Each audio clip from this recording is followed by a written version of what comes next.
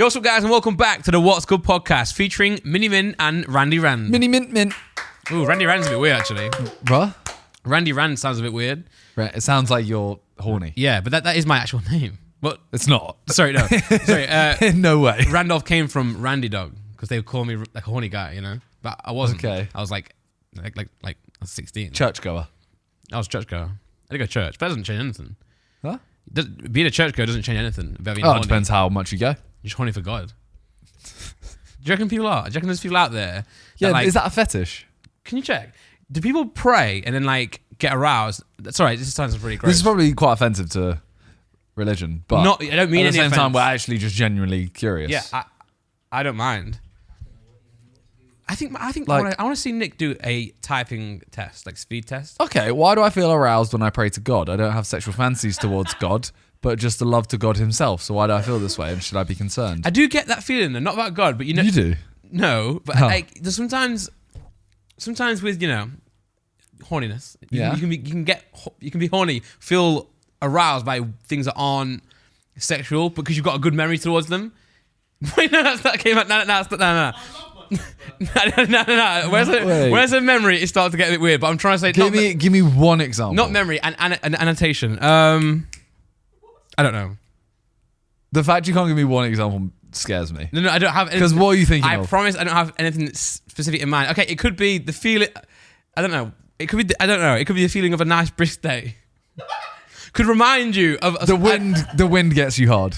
No, I'm just trying to. A light breeze on my genitals. I feel like I just sometimes think very, weirdly. Oh, I'm so bad with words. I'm trying to say. I'm just putting it out there. I'm not saying I have anything in mind. I just have something out Are you there. talking about happiness boners? Yeah, maybe. Have you been so happy you got a boner? Yeah, something Well, yeah, but that's when I'm happy about something. sexual. Yeah. I had to Google it because I got really happy about something once, and I got a boner, and I Googled it. And you, in moments of extreme stress, or like when Was it a people were dog? really stressed out. No, it wasn't a dog. Okay. It was a car. I got a car, and I got first time. That's I a got- fetish, though. Oh, no, but it wasn't about the car. I was just really happy. I got a boner. Did you see that TikTok where it was like love surge? And they shake. Yeah. Yeah, I feel bad for them, though. I do. Why? Because they got so much hate. They kind of deserve it. Yeah, I agree. It was a man and a woman, and they basically were like, she's explaining that every now and then he gets like a love, or they both get love surges Yeah. where they just have to vibrate And hug each other until they hug, and then Yeah. they like share. Come. Yeah. I thought he was acoustic at first, but he's not. Acoustic. I explained this to Talia yesterday, and she I'll stop did not saying understand it. I keep seeing in every TikTok comment is the acoustic. But the thing about this, nice. I think I'm acoustic. I do feel bad for them though, because she literally just They're said just happy. like, she was like, yeah, I thought this might be a thing that other people have, yeah. and I was just trying to show that we love each other a lot. Yeah. And everyone's like, you're fucking weird. That's the worst thing about the internet is when you are showing the people who you think will like this something, and then someone who disagrees sees that and feels gets the to the comment. wrong, Yeah, it's like, it's not For for You you. So again, page. I'm wrong, by the way. These are correct. But love surge in a very small sense, and not even sexual. You know, when you think about something, you're like, oh, it actually makes me really happy. That's kind of what I the. feel like I've never got like just a pure, just happiness. Maybe because I'm not very happy in general all the time. That when I feel a bit of happiness, I'm like, wow, that was nice. I want it again. And to be fair, I got my happy boner when I was extremely tired. What was it? Can you just give us some more information on this? It was a happy car. boner? He got a car. I hadn't slept in a very long time, and then the car got delivered. It was right after the baby. Delivered? And I wasn't Oh. sleeping. Yeah, Oh, it you're delivered. it's a nice car. And then I got in the car, and I was under a lot of stress and hadn't slept, and all of a sudden, just raging boner. I think in life, Great. I think you're just a man. And you're like, Did you turn the car on? Did I turn the car? What? Not in a weird way. Not like car you turned him danced for it. No. Like, was the car driving when you got the erection? No, it was as soon as I got in the vehicle. I was Okay, just like, okay. I was like, this is fucking fantastic. And mate, I felt no sexual energy of any kind. I said, You Kelly, might be attracted to No, I would cars. say. I would It's say. a- there's a Autophilia, I think that's called, yeah. no paraphilia. Mechanophilia. mechanophilia. Yeah. Yeah, no, I'm not in my proclivities list, unfortunately. Have I fucked in the car? No. I don't know. I don't think I've ever. I couldn't explain Had either, that. but I googled it. But what made me laugh even more was the fact that people get it under when they're extreme anxiety or extreme stress. So imagine you ran up to someone and you just like scared them. Someone's giving you bad news and you're really anxious. You intimidate them and they just got a boner. Right. I know this makes no sense and there's no point saying this, especially on a podcast, but just before John mentioned that, I had something so fun to talk about. And you forgot. And for the life of me, it's gone. What is that about? How does that happen? How do you have such a strong thought and it just disappears and then you can't remember it at all? And then the worst part, then it then throws off the actual rhythm I was in. I was in a pretty good rhythm then, firing stuff off. Okay, well, let's just talk about the most obvious thing of the week. We have the Ngannou fight. Yeah, well, I can ease you into that if you want. Okay. So I was at a wedding this weekend. Yep. We'll get into it's a segue, but the segue will come in a few minutes. So my cousin got married, my little cousin. Congrats. Thank you, Tim. And by the way, he's 25. Okay. And I said little cousin. That's not. Yeah, so I was going little. to say, I feel like you can't really call them. No, but I haven't seen him in years, and actually I was really close to him. So that side of the family were really close. We used to go on holidays together as a kid. So we used to go. Me and him used to go, have twin rooms. We shared twin rooms, and we just play Football Manager on the laptop for the whole trip. And I would always make him laugh. And he was I guess 4 or 5 years younger than me. So when I was 12, he was 7. And then it went from that. When I was 15, when I was 18, he was 13. So I was always making him laugh all the time. And now suddenly he's just got married. And he did a speech, and I was like, first of all, how can he even do a speech? Because he's just a little, little nephew. And then how can he be so confident and so good at it and so funny? It's really nice. And he said some things about his sister, my cousin, who I grew up with. And she was born the month before I. So I had best friends growing up. And it got really emotional. I was like, how is this little nephew saying this? Was it better than your speech at mine? Yeah, way better. Yeah, maybe not as iconic. I was going to say it's not hard. Yeah, shut up. But then.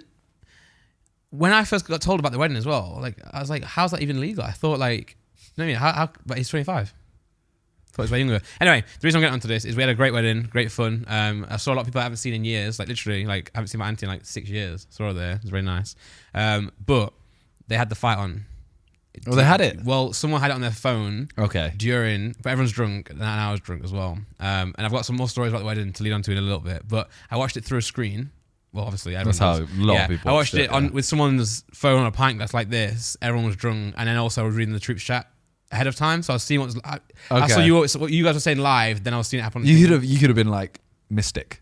You could have gone I reckon something's about to happen. Yeah. Boom. But I think I was way too drunk to be able to deliver it well. Fair. But yeah, again, we saw another. So this is crossover boxing. Maybe not in the same way that you guys think, because it's not too. Well, it's not a YouTuber fighting a pro fighter. It's two pro fighters fighting each other, but one's from boxing world, one's from the MMA world. And obviously boxing's a part of MMA anyway, a form of it. So they thought, let's put one of the hardest hitting MMA fighters in the world, Francis Ngannou, to fight the best heavyweight boxer in the world, see what happens. And what actually happened was quite interesting, because he actually kind of beat Tyson Fury up. Well, yeah, so with the JJ one, obviously, there was the whole thing of JJ won, and it was I still think JJ won, but I'm I can understand it. It was very close. I would say JJ. I think JJ shouldn't have lost more than I thought that he should have won. Right? Yeah, but that one was very it's an argument. Yeah. This one, again, not boxing experts. I watched this, and at the end of it, I was like, he's 100% won. There's not a doubt. Yeah. But at the same time, we said in the chat, watch them give it to Fury to save the fight. Do you think that, as devil's advocate, do you think that because there's a pro boxer there and we're watching a non-pro boxer or from a different sport, do you think because we, in our mind, we want Ngannou to win so badly or to cause an upset, that we then take every punch or every knockdown that he does and we hold it at a higher steed than we would if Tyson just knocked him out, everyone goes, oh, okay, cool. Whereas if Francis knocks Tyson out, everyone's like, oh my God, that's actually insane, right? Potentially. But I also think, because I see every TikTok comment is these people know nothing about boxing. One knockdown doesn't win you a fight.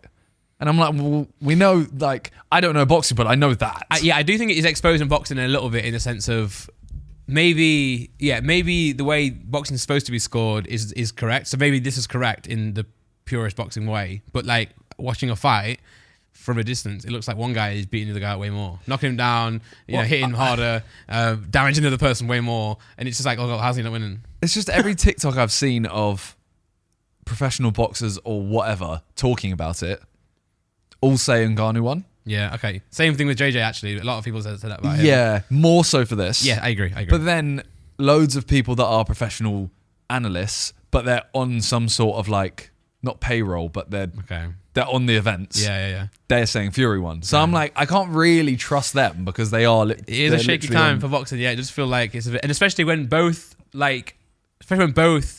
fights contained a Fury, who are boxing family. Again, nothing against them, by the way. They can't.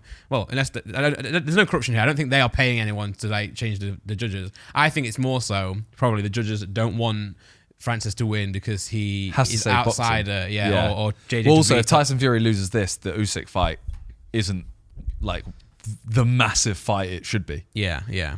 But yeah, this elbow, Tyson Fury landed like a nutty elbow, and that, by the way, that has to be on purpose. Yeah. That's worse than JJ's. That's definitely worse than JJ's. Yeah. And to be fair, I saw JJ tweet saying Francis the people's champ, which is ironic. That's what everyone's saying about JJ too. But I don't know. It's shaking things up, and at least there's a conversation about all this stuff now, right? At least everyone's but he doesn't even throw his hand in that. Just he only throws his elbow. Like, look at his right hand, right? Actually, he doesn't try and hit him. I didn't even look at it. And after all the shit that the Furies gave JJ about the elbow he did in Fury, to then do that, if Ngannou does that, he's laughed out of the boxing world. Yeah. Everyone's going, "Oh, we knew an MMA guy shouldn't come in the ring." Yeah, it's he's like strong, though, isn't he? See, he fucking firmed an elbow to the face from Tyson Fury. Yeah. Even that, like 94, 95, 95, 94, fair. But then to go 96, 93, so they're saying Tyson won 7 rounds. Yeah, I can't really. I was watching it very, very drunk. So, but then I know all the stats and stuff have like, well, some stats have come in and like, where is it? Fury had a 71-59 edge and landed punches. Yeah, but I don't know. It just doesn't. That can't be all it is. Yeah. You know what I mean? I feel like you can. It's the same as with like the whole Messi Ronaldo debate.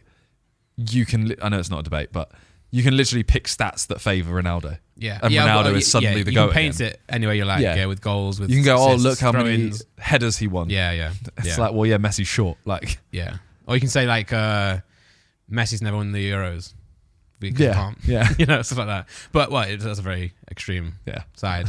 But I also think that the JJ one and the Fury one is probably one that you can probably argue more with stats because it was quite even and it was like a lot of clinches, a lot of like punches inside and stuff. Whereas from what I saw in my impaired vision, Francis was just going ham. Like it's just fucking. But I don't know. I like these crossover boxing events though because it's like I know. Winning and losing may be more controversial, and it doesn't necessarily matter because it's not. There's no title. Maybe Misfits as titles, but they're entertaining though. Yeah, it's becoming more and more spectacles. I'm not sure if this whole Floyd fighting Conor way back when started all this stuff, but it is. Well, do you know it started? Did that happen before Joe fought JJ? Can we work it out? I think it might have. No, I think it might have. Really? Yeah. So Floyd Mayweather versus Conor McGregor. Yeah, just find out what year that was. The only thing I don't like is the fact that everyone is talking about, when people talk about influencer boxing and they're all just like, we need to stop this shit show. Like, 2017. I think JJ was like 2018. Was it? Yeah. 2018, mad. So it was, you're right. You know how many people are saying like, this crossover boxing is just like, it's a circus, it's embarrassing. You didn't watch the event. Mm-hmm. It was literally a circus. Okay, really? Like I saw someone tweet about it being like a concert. I think Wade tweeting. Yeah, so it was like they had 2 arenas, one for the prelims, one for the main fight. Okay. That was it. And they all watched those, walk over to this one. Obviously, all the celebrities are there just to watch it. Yeah. Half of them probably been paid. But then they bring out Flodan to perform. Yeah. And I was kind of thinking like, I know the budget. Like, I don't know the budget, but it's unlimited. Yeah. Why Flodan? Yeah. Fair enough. He's good, whatever. But interesting choice. Then Lil Baby comes out with him. Okay. Then they both do a song each or something. And then they bring out a female singer who I don't remember the name of, but I know she's massive. She does 2 songs. And then Flodan comes back out again. Yeah. And it's just like big show, whatever. And then both people do their walkout where they sit on a throne wearing a crown. Okay. They stand up. They do like a bit of a show for everyone. It's not like a boxing match. Yeah. But isn't this crossover technically as well? Yeah. Yeah, but you're saying more like But I'm saying everyone always says that the influencer side of it is like a circus. And now real it shouldn't fighters, be a thing. And now that's Tyson Fury. Yeah. Doing like a show in front of people. Yeah, well, Misfits has definitely made it more entertaining as a spectacle. Like in terms of like the entire, it's just quite fun. So there's definitely no problem in them adopting a lot of the stuff that's going on in their own fights. But then also, just don't hate on what it is. Just let it be what it is, and take the benefits that it's given to boxing. Yeah. I'm sure it is giving a lot of benefits. Like everyone can have fun, right? You can have crossover Misfits kind of titles, and you can have the actual pro boxing titles, and just like look, you had I think he had 3 walkouts basically. Okay, so he walked out this part, then he comes out here. He's sat on the throne. He does a little show. If you fast forward a little bit further, does a little dance around the stage here. This isn't a walkout. This is just on the stage. Mm-hmm. He like runs around it a few times, doesn't he? Yeah. And then he starts doing then he puts his hood back on, song changes, and he does his walkout. Looks like a good production though. Like, oh no, the show, as a show, it's amazing. Yeah. Okay. Now this is actual walkout. No, this is. No, that's Ngannou. Yeah. Oh, okay. Wait, all I can see right now is literally the crown. He announced it there. 30 Yeah, he seconds announced. in. Yeah, and then you just had a Drake instrumental play for like 3 minutes. That explains the title. Start from the bottom now here. Nice. The only thing I didn't like, because I quite like Tyson Fury. I think he's entertaining. Didn't like his interview afterwards. What did he say? He was saying like, oh yeah, obviously he hit me once and it was back of the head. That's what made me go down. And it's kind of like, okay. I don't know if it was. I didn't look back of the head. But he's like, apart from that, didn't really hit me. And he sat there with a cut, a black eye, and like bruises here and here. Yeah. I'm just like, he should have said didn't hurt me. But then even then, although maybe he got hit, but didn't. It was just a bit like you don't. Ngannou didn't have a anything. Just own. You've won, but just at least own the shots you did take. Yeah. So, Although Ngannou is the biggest mouth breather. Really? The whole fight, he's literally like. But you know I how feel you're like, not meant. That's when you're tired, as you breathe through your mouth. Okay. I think in boxing, that's what they always say. Okay. They're always like, oh, he's gassing. He's breathing out his mouth. He's breathing out his mouth for the whole thing and just didn't stop. Yeah, fair. It's a machine. There's 2 types of mouth breathers in life. One, Francis Ngannou, and then one, Cal Freezy.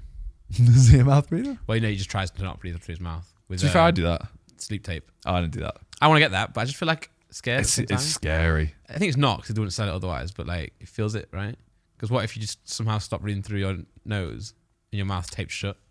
You're like, it's tape. Like you just put it off. if you're gonna like not be able to breathe, you're just gonna wake up. Was it this podcast? I either listened to a podcast or heard it somewhere that someone was taping their mouth shut with tape. I've heard that. Actual tape. I think that's not what they mean when they say mouth tape. No. There was also a controversial thing happening in the last week. Okay. With Mr. Beast.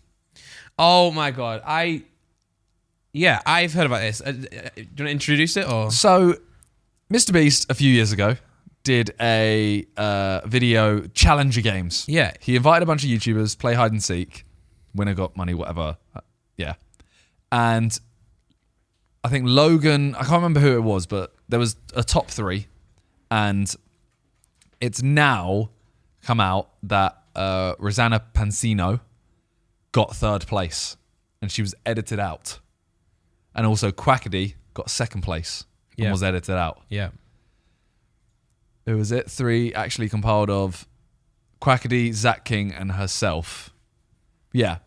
So she did a thing basically saying like, oh, I've been silent for this whole time. And well, no, she tweeted out, wrote a big paragraph and said, yeah, I've been silent for I'm just, she made a statement, right? Made a statement. Yeah.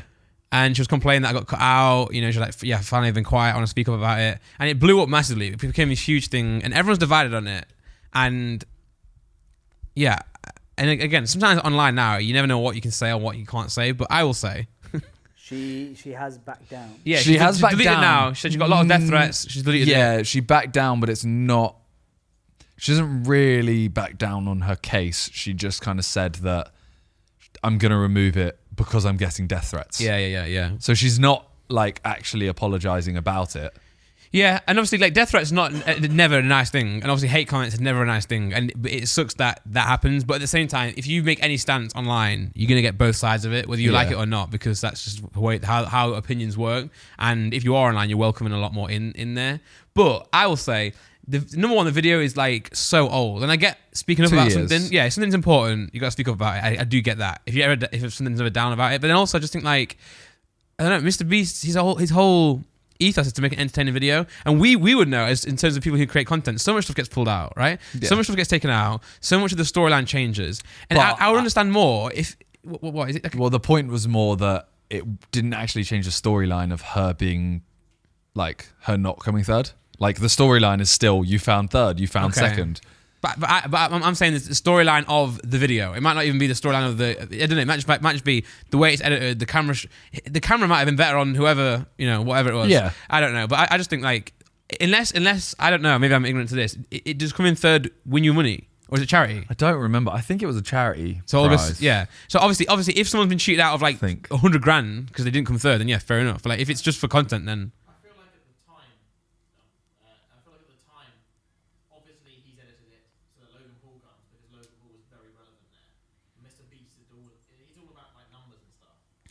Yeah, it could have been edited to, just to reiterate, it could have been edited to, get the more relevant people. But she is like a huge celeb or whatever. Yeah. But Logan was popping at the time, and it's like ultimately it's a video.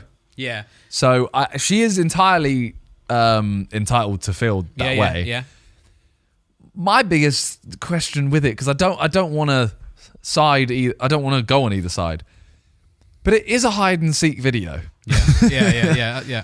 That's more my like quandary with it. What, you saying it's just a bit of fun anyway? Yeah, I did think that too, because obviously I'm not sure. Can we get a check on the prize and stuff? Because she was saying, it sounded like she was saying that if she got cut out because she, I don't know, she felt like she wasn't enough, so actually maybe because she was a woman, she got cut out because of that. Maybe that's valid. Yeah. But I obviously I don't know both sides. I don't know Mr. Beast's thoughts, but I know in most cases, if someone gets changed out of the video, it's just because I've said so many jokes in Sidemen videos I just don't get in. You got to suck it up, right? It's okay, cool. You didn't get put in there. That's fine. It's live.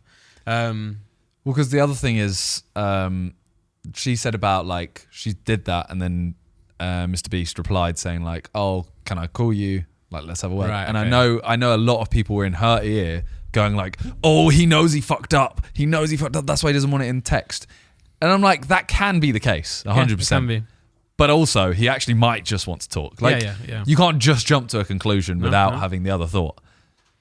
So this is $1 million hide and seek. She could say, "Can I record it?" He could say yes or no. Oh, is that King 1, right? Is that the? Yeah. So go towards the end where they get like third place or something. Oh wow, Logan's got the burnt chip strategy, hiding in like a fridge thing. Yeah, which means there's. Oh, has he just won it? He won. I think Quackity got taken out as well, apparently, right? Yes, I think literally the winner does just get something. And there's no one else. Yeah. It seems bizarre. Okay, like you said, it seems like, okay, valid to have an opinion and share it. Yeah, 100%. And it's not her fault, maybe. Like, she shouldn't be attacked for it, but at the same time... How big it's gotten over just like a little hide and seek video. Yeah. Well, no, I say little $1 million, but... Yeah, and it's 79 million views. Sorry, 97 million views. But I'm saying in the grand schemes of everything going on in life, it's just like... Unless it is more, but I don't think it is. Yeah. And Mr. Beast, by the way, he's like a really nice guy. Yeah, he's generally a good person. Yeah, I think there was a lot of people waiting to cancel him. They have him for a while. The blind stuff, him giving money away. It's just like, well, I know that his main goal is to always make the best video possible. So I'm not saying I'm giving him the benefit of the doubt of that, but like, yeah, because at the same time, like, it is also a little bit weird that he's just cut two people, second and third out. Yeah, but it is. I don't know. Look, watch until the end because it's a crazy twist. Maybe they manufactured the twist. Maybe they did. Crazy twist. I don't know. I do not know. But hopefully it gets. Hopefully each of them get it resolved. Privately or whatever, or publicly. But either way, just I don't know. It's a bit of it's a sad sight to see because it's just a good video, and you know, you just want to enjoy that. Yeah. And it's an argument between two people that they could have hashed out privately.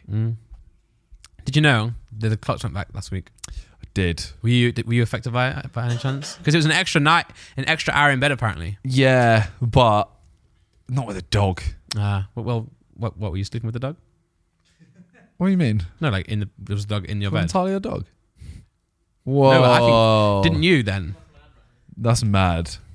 That's wild. No, but it's more because we leave him like overnight for however many hours it is. So I still true. like. Sorry. He doesn't know that it's gone an hour back. He doesn't know that 9 a.m. is actually now 8 a.m. Yeah. Laura told me that the same thing happened. Harper woke up. I was gonna say it's earlier. the same with the Yeah, she woke up earlier and Laura's like, "Why are you awake?" And then obviously Harper didn't say this, but she was like, "Clock's changed." I was awake at the time at the wedding. What time does it change? 2, and it goes back to 1. It is the weirdest thing. Yeah. See, So I was awake. So I thought it changed at 1. So I literally it was like 12:55, and I was like, "Oh, I'm gonna stay up another 5 just to see." But I love how we all like make things up, you know? Because like for example, I was at the wedding and it just hit. We went to bed at 4. Everyone went to bed at 4 a.m. But everyone's like, "Oh, technically it's only 3 a.m." I'm like, yeah, but we still stay at the same amount of time. Like it still is. Our bodies, you know, like nothing's changed other than the clock, which is a big thing. I get, but yeah. I was gonna bring up as well weddings. Do you? I can't say I've been to many. If you're gonna ask me stuff. Okay. But yeah. Other than Vic's and your own, or maybe this doesn't make sense. Are you a dancing kind of guy? Dance floor? No. Neither am I. I can be, but I have two very specific things that have to be there. Yeah. 1, I have to have alcohol. Yeah, of course. No and question. 2, it can't be really well lit. I agree, man. Yeah, That's my 2. I agree. And do you think, furthermore, because I've got some opinions too. Do you think that not dancing makes you? Well, I'm gonna say no, whatever it is. Well, no, do you think not dancing makes you like a party pooper or like a boring person? Well, I'm gonna say no because I don't dance. Yeah. But I think everyone who dances has this massive agenda to call you boring. Yeah. And I'm like, no, I think what you're doing is boring. Yeah, I get more annoyed at the person who's like, "Oh, get up, than myself, if that makes sense. Obviously, but that's what you think. But I've also got another criteria to give to you there. I don't mind dancing, you know. So I agree, well lit, drunk. Third thing, music. Music, of course, but that's like that Obvious. goes without saying because like if it's good, it's good, you know. But I'm also quite specific with music. It's the area. Like if there's a dance floor right there, and around it are just tables and chairs, and all the older people or other people just stood there watching you. Sit there, watch it, hate it. If there's a room where the dance floor is closed off and everyone who's in that room is dancing, I don't care. What I hate is when I can be dancing and someone's just watching me, because I know what I would be doing if I was sat there. I'd be just judging everyone. Yeah. And I don't want to be judged. And we shouldn't care that they're judging us, because no, it doesn't matter. But I do. But you have to. I do, yeah. And also, if they're not drunk as well, if they're not drunk, they're just sober, like, look at this idiot. You know? But obviously that's my own problem. It's no one else's fault but mine. But I sometimes do want to dance and want to sing songs, you know? The worst part is, so I went to a wedding with Talia, and I didn't want to dance. Yeah. I wasn't drunk. Yeah. Wasn't really my music. Because as much as I get that there's like wedding music, you play certain songs at weddings. Dancing Queen. Yeah, I was also like, Just the one. I was like, Dancing Queen, I don't want to dance that. Do you not? No. Have you? That's what. Yes. That's the one you wish you went for. No. But them songs are great, man. I don't like at a wedding. I get it. Like all those kind of songs. Huh? All those kind of songs, man. Some of them. It's just. What do you want to dance to? Like, Boom Boom Pow, Black Eyed Peas. Is that more custom? That's exactly what I wanted. Yeah. Yeah. No, but the worst part is, like, loads of people will go up straight away and dance, and I'm thinking like, okay, I'm gonna have a few drinks, then I might dance. Yeah. Might not. Whatever. Then after the first 3 songs, people come over and be like, "You're not gonna dance." Now it's a thing. Now it's a thing that I'm not gonna dance. So I know the second I get on the dance floor, everyone's gonna go, "Way!" and look at you. Yeah. And then what? Then I'm dancing for people. Mm-hmm. Yeah. And I don't want that. Yeah. I just want to. If I want to be able to just walk onto the dance floor and just blend in, not because Just because they immediately go like, oh, you're not dancing, you're boring. Yeah. I'm like, let me relax, chill. Well, and you're saying that's not you as a YouTuber, that's just you as you. Yeah. I'm saying there's nothing to do like when I say walk on and everyone looks. It's No, not, I'm just trying to find, yeah. It's more of like they make it into a thing, and at that point, I then can't go on. Yeah, whereas, again, maybe this is because I am a narcissist, which I probably am, but I feel like everyone else on the dance floor, no one's watching them. Yeah. But I feel like everyone's watching me, not in a YouTube No, way. I get you. I'm like, you know what I'm saying? In my own head. And that's why they go, way. No one goes, way to themselves or to other people. Why is it just me that they're worrying about, you know? So also like Manny's wedding. Yeah. Oh, yeah. Yeah. It was amazing, by the way. Yeah. But they all started dancing on the dance floor. Yeah. And they were like, oh, like one or two people, oh, come on. And Talia was like, oh, I want to go dance. Let's dance. I was like, I haven't had any alcohol. By the way, that was one where it was well lit. It was very well lit. It's like a spotlight. Yeah. Admittedly, like everyone on the dance floor could dance. Yeah. I'm sat there like, not wedding dance, not actually like cringe wedding dances. Dance. Yeah, because I actually like weddings for that reason, because like you don't have to. You can There's a couple of uncles that Yeah, don't know how yeah. to dance, and But that's why, like, you know, clubs are a great place to dance because everyone's drunk. It's super dark. No one's sat watching. Everyone's there, Yeah. and like you feel like you're comfortable enough. Yeah. No one's watching me. Then at that wedding though, like the MC, I think he knew all of us. Okay. He goes, we need to see Simon on the dance floor. And I went, all right, now I'm definitely not going. Because now, like, the thing of me walking onto the dance floor and everyone going, way, has been amplified. For the whole room. Yeah, now everyone will go, way. And I'm like, I don't want this. But at the same time, while I'm saying, I don't like someone saying all that to me, I do feel like I would be much happier if I had the confidence to just go dance. 100%. I I love agree. that, you know what I mean? Like, the whole thing comes down to me just not having the confidence to go do it. And you know what's crazy? And I've been not listening to things about dancing, but I think dancing is it's a very human thing to do. You know, it brings you genuine happiness. Like, you know, from back in the day, you know, the early stages of human life, like music and dancing was a big thing. So it makes you actually happy. I also heard that singing, the reason why we love music so much is because, or one of the reasons, is we had music before we had any language. So we actually, you know, before people spoke to each other, I don't know if that's true or not, but there was music, you know, not like, you know, the Beatles with guitar and shit. So what they sung without words? Yeah, like you know, yeah, or drums, dum dum dum, you know, okay, all that kind of stuff. So it's it's like probably a better example. yeah, like drums, you know, because obviously even guitars are just strings, you know, so you can still make tones out of stuff, which is interesting. But I had a fantastic wedding. I obviously, like, I don't know, when you do the work that we do now, and like we do content, loads of people see it and stuff, you get more recognized, people know you more. I do actually enjoy it when you go back home to things, but I also don't like it at the same time. It's like good and bad. I like when like all your family are like, oh, nice, like happy to see you, and they feel proud of you. You can tell, you know. I like that, and I like how maybe if like my uncle has got some kid that he knows he wants to take a photo. I like all that stuff. But then also you do get a lot of like just drunken people at weddings that are like, oi, you know. I'll beat you at FIFA. Yeah, I'm like, I don't play, like. Do you get that? Yeah. I don't get that. It's because everyone beat you at FIFA. Yeah, everyone beats me at FIFA. But that's why I'm leading into my next question today. Do you think, and this is not fame, it's just social media. Are you moving away from wedding talk right now? We can keep going. No, I just wanted to ask. Yeah. Wedding dancer? I know you're not. You don't strike me as a wedding dancer. James said, You don't strike me as a wedding dancer. I can if I'm drunk enough, John. Drunk, yep. Nick? Bad? Yes. not if you're drunk right now. You just dance anyway, right? But you're the kind of guy, right? No offense.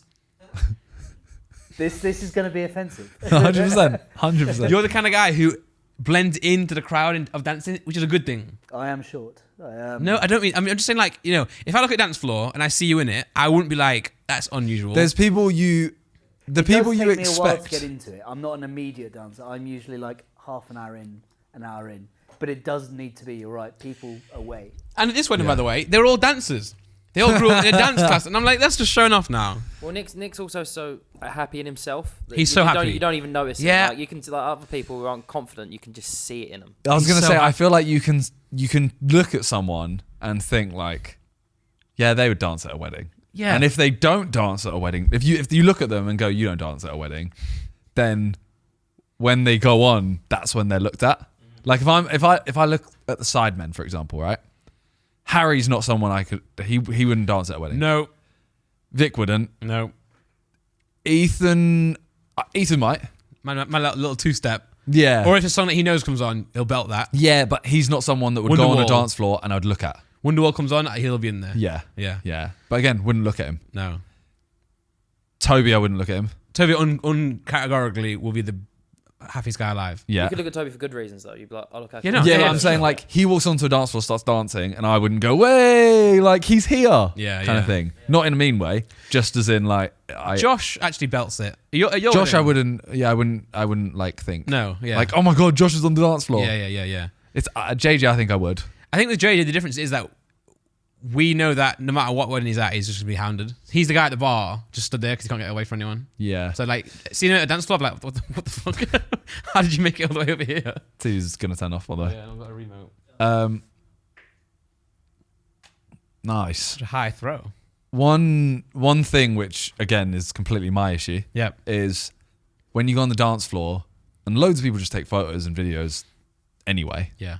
But when you're on the dance floor and I see someone start filming it, I immediately think like, what? Like, why are you doing this? I leave like, the dance floor when someone gets a phone up. yeah. Oh, you do? I don't like being. Hate it. Oh, because I guess the whole thing is you're feeling free. You know, had much to drink. You know, celebrating. So it's like I don't want to see that in the morning. Yeah. I don't want to see that tomorrow. Yeah. But at the same time, I know a lot of people at a wedding are just taking it for their own memory. Yeah, of course. But in my head, I'm like, nah, they're filming me. You know, I think there should be a universally adopted thing that we should all buy or all get.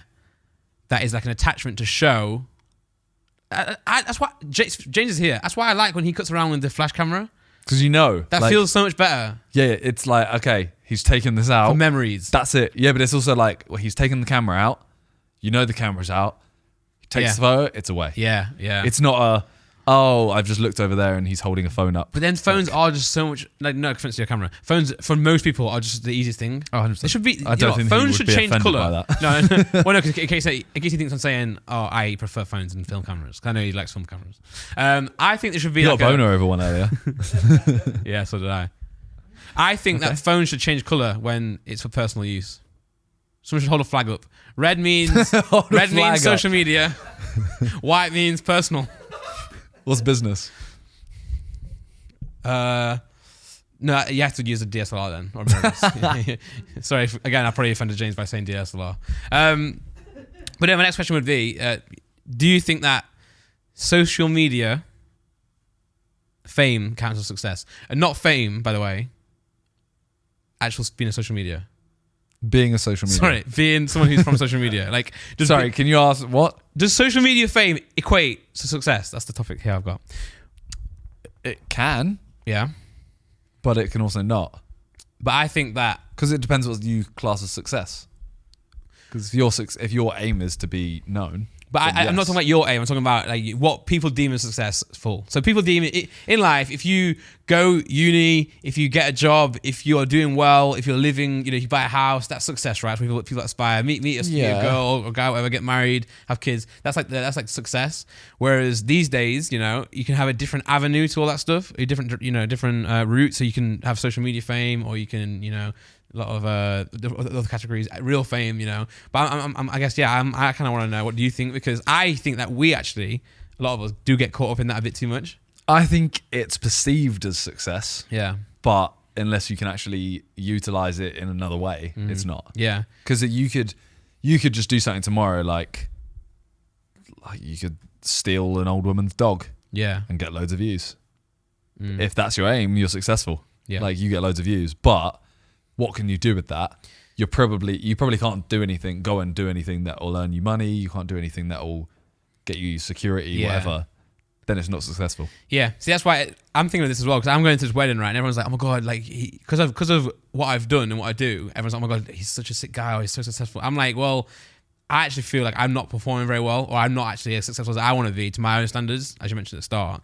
But then everyone's just assuming that you are, or assuming that you're really successful. And I'm like, it's kind of crazy. And it can work very badly for people, because in oneself, I could feel the other way. I could feel like, oh my God, I'm doing sick. I'm doing really, really well because I've got, I don't know, 1 million subscribers. Yeah. But in reality, I'm like, actually shit, like, But I think we're all like that because we've spoken about this a million times, but because we have JJ to compare to. Yeah. Everyone's like, But that's what I'm saying. But then I hit 1 million subs and I went like, oh, that's nice. JJ did that years ago. That's what I'm saying. We had our celebration. Yeah, in the environment of that wedding. That's what I said in the chat. I was like, I feel like the Rock at this wedding or something. You know, because in that environment, you know what I mean. Where it's in my area at home, no one's like, why are you even here? You know, why are you in this small town? You know, when you go to a smaller town or Malta, say, everyone's like, oh my god, this is crazy. I did not expect you to be here. Yeah. That's when it's like, okay, you're not comparing to JJ anymore. You're not at that wedding you are. But you know, when you're not comparing to people because you are the guy in that. Yeah, you know?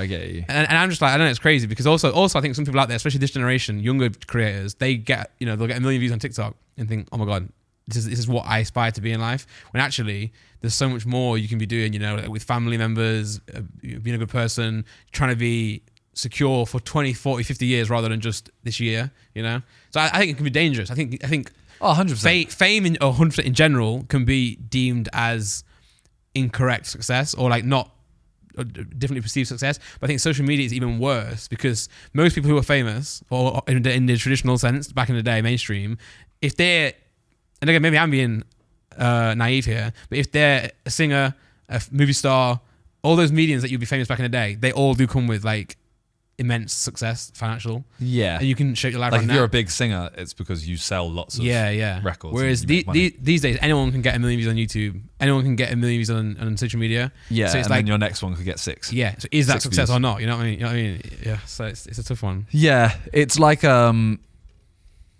fake success. Yeah. Until you do it for a prolonged period. Yeah. That's how I see it. Yeah. Does that make sense? Is that right? Wrong? I feel like John's going to disagree. No. I mean, again, it all comes down to what your opinion on what success is. Again, it's like what you're saying. But even if you're talking, you take family out of it, and it is just a business sense. If someone tomorrow starts a TikTok account and gets 1 million views on a TikTok, that is classed as successful. You're like, whoa, you got 1 million views on a TikTok. Yes, like you just started, blah, blah, blah. Everyone would be like, that's crazy, you're successful. Yeah, but in reality, it's... As a metric, yeah. In reality, overall, no. Yeah. It's all on it's economies of scale, isn't it? That's who you're looking at. I think most people outside of YouTube would say that you guys are successful based on the fact you do something you enjoy and it pays the bills. I think that's the general public's view of success. Yeah. Even if you're not making that much money, if you spend most of your life doing something you enjoy. But I disagree with that. I don't disagree, but I disagree that everyone would see that as successful. Because I think if I earn, let's say I earn 30k a year for the rest of my life, but I was doing something I really enjoy, and Randolph earned 100k doing something he hated, they'd say he's more successful than me. Yeah. A lot of people would. So that's what I'm also saying. This then comes down to social media fame. Do you define that as success? Then you can also go even money. Like money is usually the biggest metric on how well you're doing, right? Yeah. And that can get blurred so easily because you see people who have money and they are upset or, or whatever, go through tough stuff. And then that's why then people who don't have money or haven't experienced that, then go, if I had this money doesn't buy happiness. They say, of course it does. Of course it does. And obviously it does for sure because you can buy It just rents it. yeah. KSI lyric right there. what a profit. But it does actually, like, it's not easy as that because you could have 100 grand and be upset and really depressed and not doing well in life, and you could have 30 grand and be completely content. And you are the one who can just dictate how that is, you know.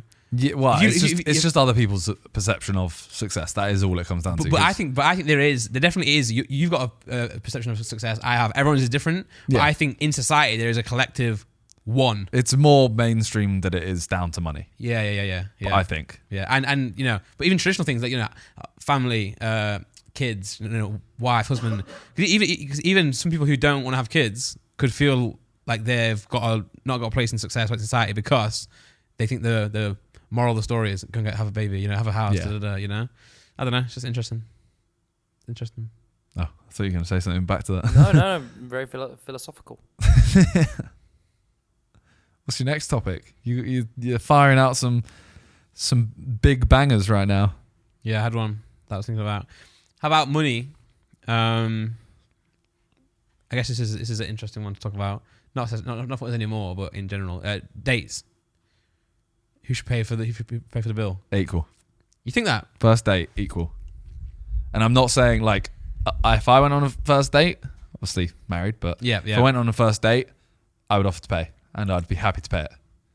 But I would expect an equalness. That's me personally, but I would happily pay it. I just want to know that it's not like a thing of I'm paying every time. Yeah. Currently, I'm driving to this podcast, so 3 hours. So I'm listening to podcasts on the way here. So I know I bring this up a lot, but I heard this earlier on the podcast, and they were saying, and actually I agree with what they said, which I'll tell you now. I was always like, yeah, it should be equal, you know, or it should be whoever wants to pay. Like, you know, if someone's at a meal. Can I change my answer? Yeah. Because I do agree with that, but also whoever asked the person out. Yeah, okay. But at the same time, if I went on a date, if we were kind of like half agreed, I would expect it to be at least offered. And I'd go, no, obviously. I've got Yeah. Well, I mean, nothing's right or wrong it's on all opinions. But on this podcast, it's a man and a woman. So I heard both of their perspectives. And it was the same perspective, but point of views. And I actually think they were saying the man should always pay. Always. And I was like, actually, yeah, I think they should anyway, because it just like, I don't know. Usually the guy's asking the girl out, right? It's just kind of in that relationship with those sexes. That's how it usually goes down, you know. And the wife made a good point here, and she said that, or the girl made a good point, and the wife agreed, is that when a girl goes on a date, they have to like get their hair done. Wait, I saw this one, and she said that it was costing her like loads of money to go on this date because she's using all the products. It might be a different TikTok. Okay. But yeah, so she goes and get her hair done, outfit, nice dress, nails done, makeup, all this stuff. And to be fair, and the guy just kind of turns up. And that is, being a guy, it doesn't take much to get ready, right? So it doesn't, but a guy pays for the meal, she pays to, you know. Counterpoint. Yeah. If I'm asking you out and I'm not, the whole intention isn't just I want to sleep with you. It's actually like I like you. Yeah. I don't need you to do that. I'm not marrying you when you're all glammed up all the time. I'm like... But on a first date, or on most dates, every date you go on, like, also she's not glamming up just for you, she's glamming up for herself, like, you know. Yeah, women in general. Very quickly, guys will also glam up. Some blokes will spend ages buying a Rolex to go on a date, and that Rolex will cost way more than someone's dress to take on a date. Yes, but then, like, you know, it's not, you know, on most occasions I would say that a guy just, you know, hey, you want to get some food? Yeah, don't worry, I'll take you out, you know. Yeah, but I think the whole thing of like, she's then, I don't know, this is a really like touchy subject, I think. No, I know. That one to me is like a case of she's saying, oh, I spend longer getting ready, so you have to pay. Because that is a choice. Yeah, no, I know, but I don't know. I just feel like when they were kind of saying, yeah, guy should pay for meals. I was like, why? And I was like, actually, you know what? Okay, like, so if I spent 5 hours choosing what I'm going to wear, should she have to pay? It's not a time thing. It's like I bought 7 outfits and spent 5 hours. Should she have to pay? Because I don't like that. Again, is. No, but I think the whole, like, again, this is only strictly, you know, like a man dating a woman. You know, obviously there's many different combinations, all valid. But I'm saying in that scenario, so often it's the guy chasing the girl, right? That's how things work, man. You know, it's just how things work. I'm not disagreeing that a guy should pay, but it is also the whole thing for me is just the expectation. I don't think there should be an expectation of anything. Yeah, I think. If the guy wants to pay everything, pay the everything. Of course, yeah. Like at the end of the day, as long as both people are happy, you know, then calm. But I don't know. If a guy says, like, if a guy was saying, "Oh no, I should pay I should pay the first meal," and she's saying, "Yeah, you should," then it works. Yeah. You're really bringing up some rough. I've always thought on this podcast, my favorite memories looking back, or my favorite podcast moments, are when we actually talk about stuff like this, where it's like. On the edge. Yeah, but like real life things that we both go through. Like sometimes it becomes so much like online YouTube stuff. Like I enjoy talking about the TV shows. That's always very funny. Always, I don't know. So I was kind of looking at some conversation. I've started watching Married at First Sight. Oh my God. I've never watched it. No, I've never seen it either. Have you finished Love Is Blind yet? Yes. I haven't finished it yet, but it's. I finished it ages ago. Yeah, I've been getting through it. Oh, okay. It wasn't very good this time. Awful series. I feel like season. Yeah, because there's only like, not to spoil it right now, there's only 2 marriages, and I feel like with the amount of people that go in that show, and also they don't show something. Yeah, I know. Some people get married, they just don't show it. So that was going to be a point of mine earlier when we were talking about Mr. Beast. Is like, if you're going on a production as big as If you're going on a production as big as Mr. Beast, his is as big as or bigger than TV shows. Yeah.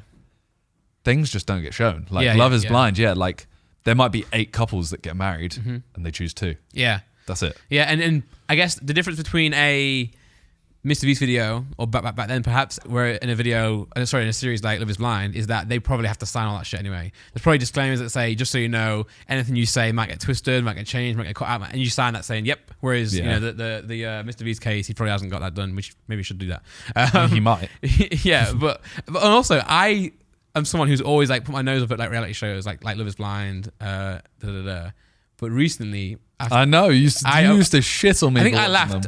I think you explained to me about Love is Blind back before this when we used to film in your room. I think I was like, yeah, you were telling me Love is Blind. I was like, I hate it. It sounds awful. But now I start watching it. I've seen Sunset, that show, and the first 2 seasons where they're selling houses in LA. I've seen Kardashians. Okay. Charlie watches that, and every now and then I have a look. Yeah, obviously Love Island, but I feel like Love Island. Sorry, you're watching Selling Sunset. Not now. Selling Sunset and the Kardashians. I don't ever want to hear you talk about Young Sheldon, by the way. I don't ever want to hear that. That's not a reality show. I know, but you're watching all of these.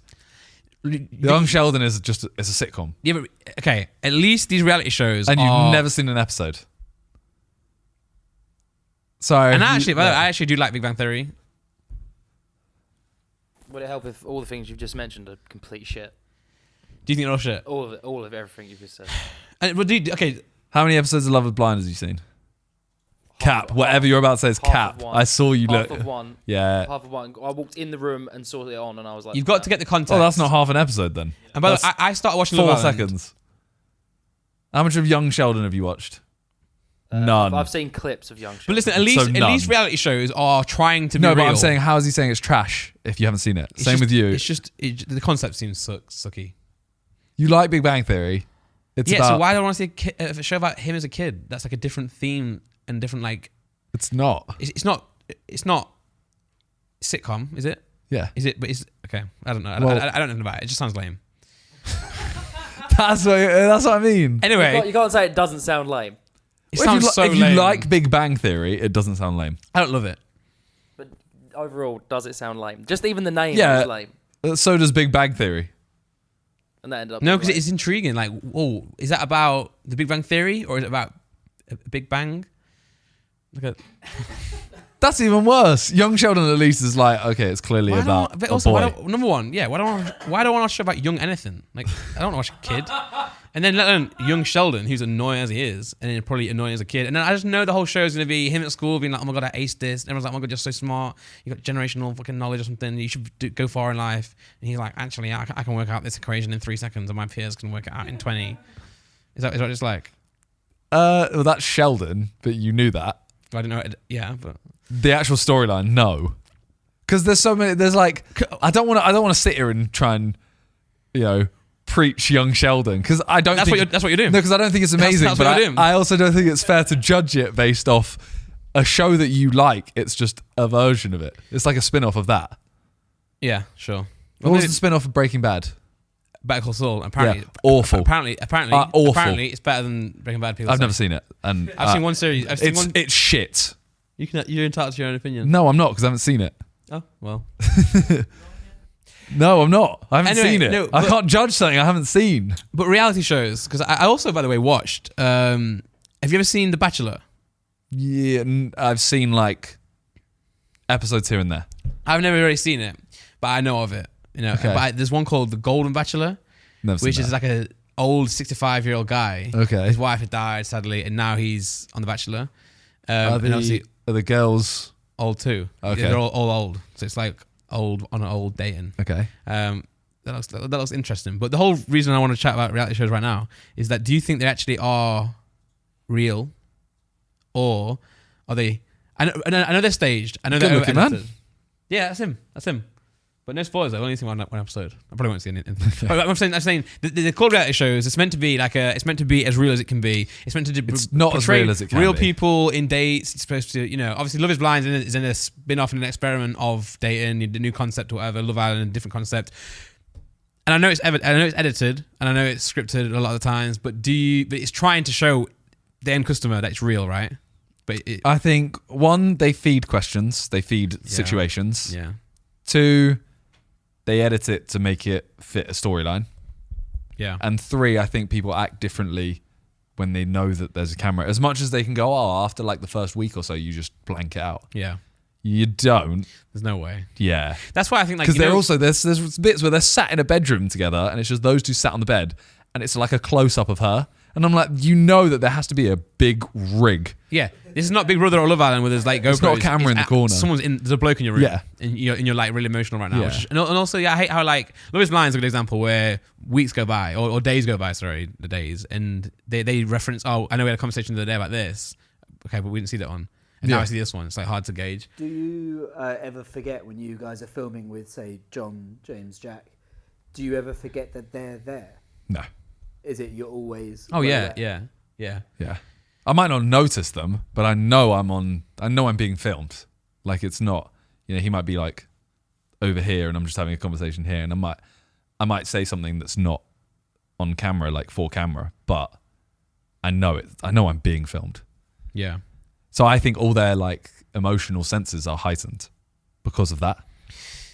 And one thing even on this podcast, one thing that happens to me is I'm actually like sometimes I wouldn't say what I want to say, or I can't figure out how to word it because there's cameras and I don't know how it's going to be portrayed, let alone on a reality show where you don't know how it's going to be edited. So Yeah. I don't think I could be my real self at all in a reality show. The only way I think I could be, and the only way I think it was really true at its like authentic core, was back in the day, like the first Big Brother.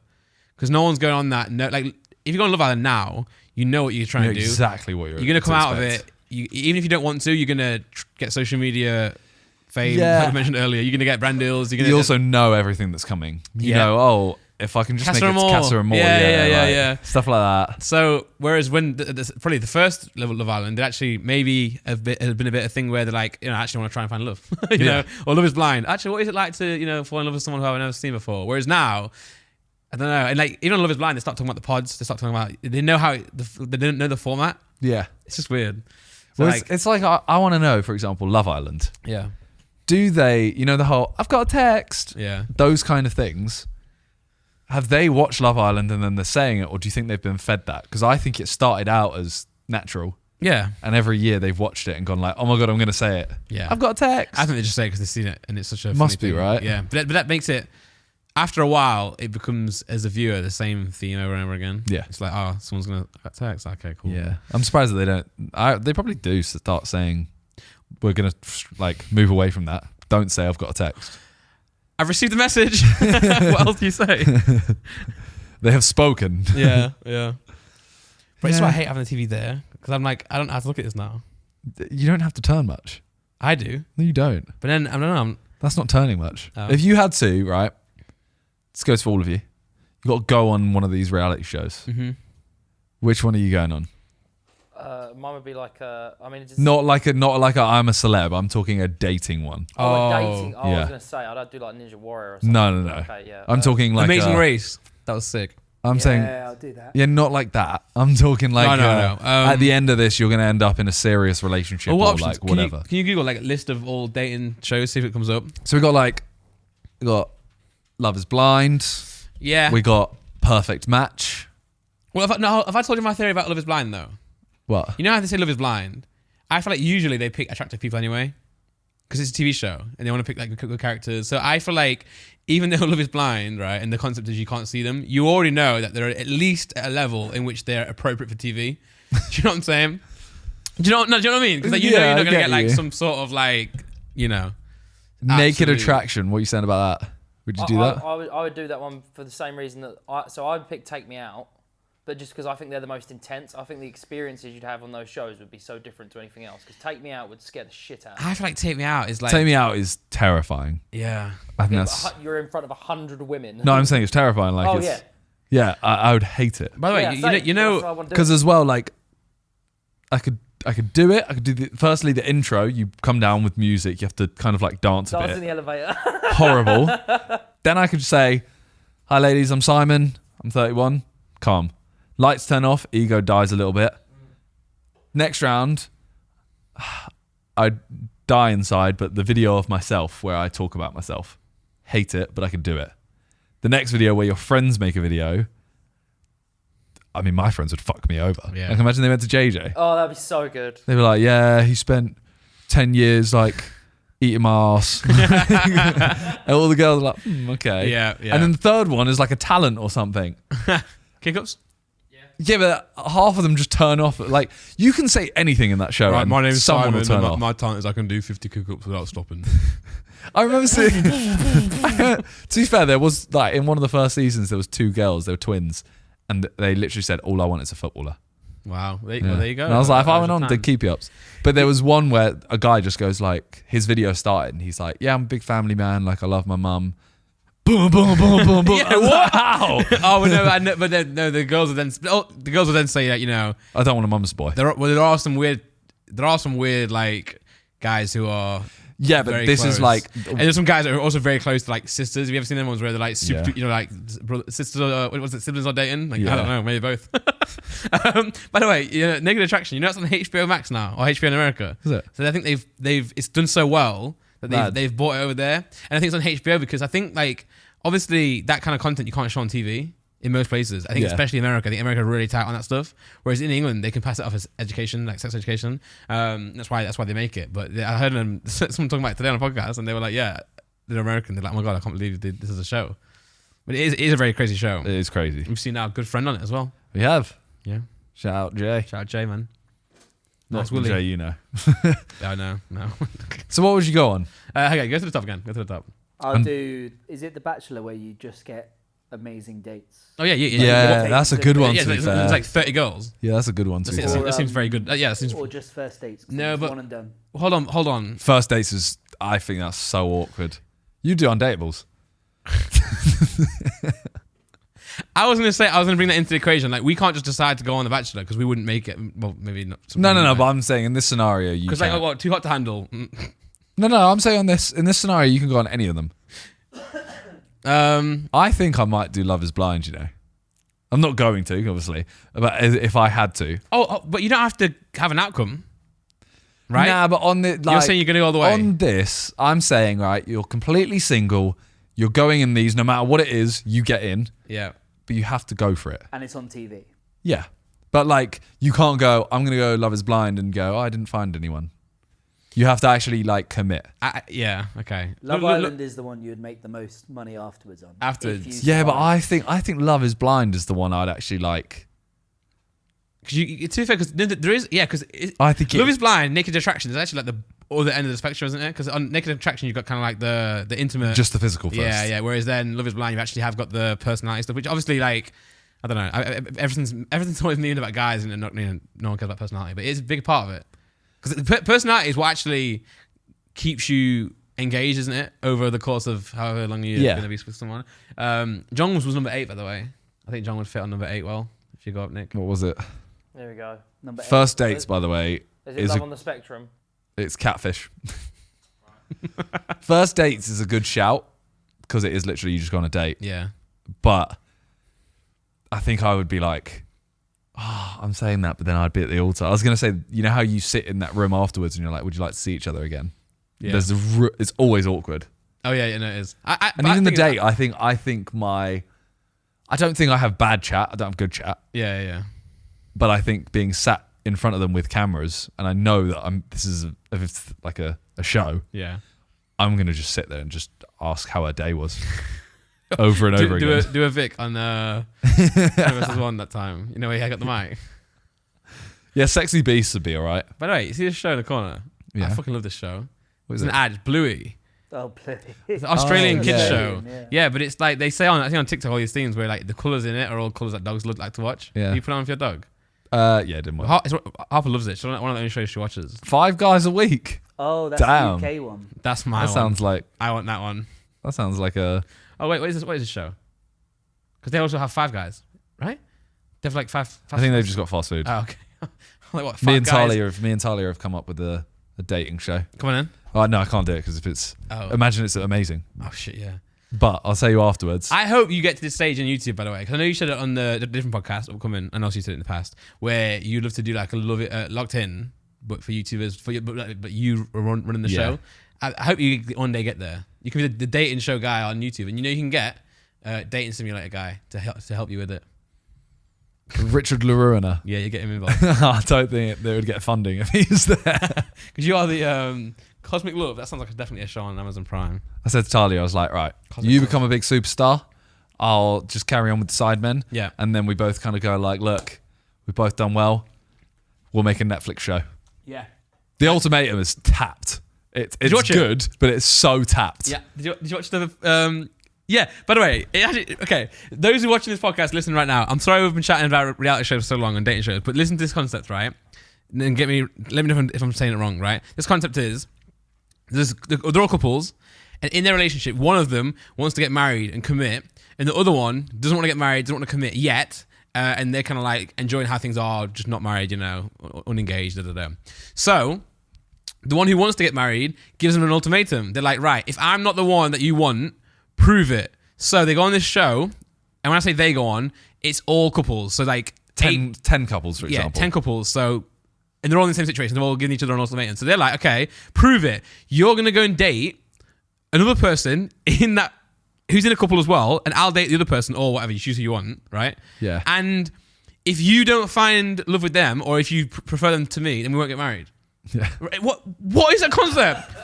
Well, it's like... And by the way, wait, sorry. They don't have to be the No. Like, if I choose her man doesn't have to choose mine. No. Like that kind of thing. But there's a whole thing where they're like, But... You got to choose now. Yeah, but also, I have to then make a decision at the end whether I want to, like, stick with my current partner and then we have to get married. Yeah. Or... Yeah, like the whole thing is you have to break up if they don't want to get married by the end of it. Yeah, and then it sounds like another reality show with crazy stakes, like Love Is Blind kind of thing. But then you watch it and you're like, okay, I knew the concept going in and it sounded ridiculous. But then you watch it and you're like, this is awful because did you see the one where it's in the second season? I think that's the one I saw. Probably. And they're arguing outside, right, in a car park. Yeah, so like, so spoiler alert on our first episode. Obviously, I swear no one's gonna watch this. They start the show and everyone's happy. Okay, yeah, you go and talk to her then if you want to. So he does. He goes and chats to her, right? And he's like having a good time. They're both having a good time. And then his current girlfriend or ex now, I don't know, is watching him and like, oh, this is fucked up. And she gets really angry. And they have a massive argument because he was chatting to this girl. I'm like, you put him onto the show. You brought him in. Put him on the ultimatum. And now he's doing it. He has to choose someone to go live with for another like month. Yeah, but he obviously he's clearly enjoying it. Probably a bit too much. But then that's the show. And then the funny thing is, then they back out because he got her pregnant. Yeah. So I'm like, well. And then they come back on the reunion. Oh, and, I haven't seen that. But tell me. Oh, well, she's pregnant. Okay. Well, yeah. Yeah. So then what happens? I'm not going to spoil it now. Okay, shit. Oh, yeah. Sorry, guys, I ruined that for everyone. That was a big payoff. Well, yeah, that's probably enough reality. You got that far to get to the reunion. That's crazy. Why? I stopped watching it. Oh, yeah. No, I got to see it out because something might happen. I might finish it off. I have a question just talking about reality TV shows and YouTube, making your own YouTube reality TV show. Wade, or boxing thing, said that there should be a YouTube wrestling after this. So, yeah, also, Joe Weller has done a video calling out Ethan for a fight. Yeah. And you're saying Wade said there should be a wrestling like competition. He says it's an untapped market, YouTube wrestling. Well, yeah, I thought... It's not for me. Why were you... Okay, yeah, sure. I think... We went from dating to that. I thought you were talking about this is how... Like a YouTube wrestling dating show where a guy just beats up a girl and then... this is what Joe's doing right now. But, it's a great video. It's a fun video. So, the reason I'm against it is because... I think as much as it is a sport, it's scripted. Well, hold on. No, there's wrestling is a real sport. Like in there is, American college, but I assume what you're saying. I assume Wade is saying that they should do like WWE, where it's a sport. It's still impressive, but it is still scripted. No outcome. Yeah. Number one. Also, Logan is on WWE already. Is that not enough? Yeah. So, wasn't at that point? It's kind of like there is already the WWE. Why not just get YouTubers into it? Yeah. So that they have the big enough production already. Yeah, and everyone knows, like, everyone kind of gets what wrestling is now. Everyone gets, when I was a kid, everyone's like, oh my God, wrestling's fake. And I was like, what? Yeah. But like, now everyone knows, everyone knows how it goes. Well, as in, like, if Joe went into WWE, everyone would be like, that's sick. Yeah. If two YouTubers, like if Joe and Logan fought WWE, whatever happens, everyone will go, well, yeah, it was fake. Yeah. As soon as it's two YouTubers, they'll shit on it to say, oh yeah, but the result was already done. Yeah.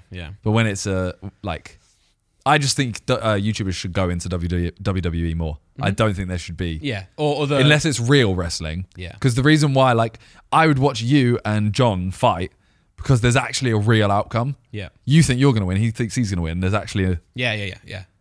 And that is what everyone cares about. Everyone cares about what's the result. You know, yeah. Sort of thing. Whereas if it's this, I could literally hear it tomorrow and we know that, you know. Yeah. It was already done. On a separate point, though, I'm really excited for Joe in fighting. You know, it's going to be good to see him fight whoever he fights, whether it is Ethan, whether it is Deji.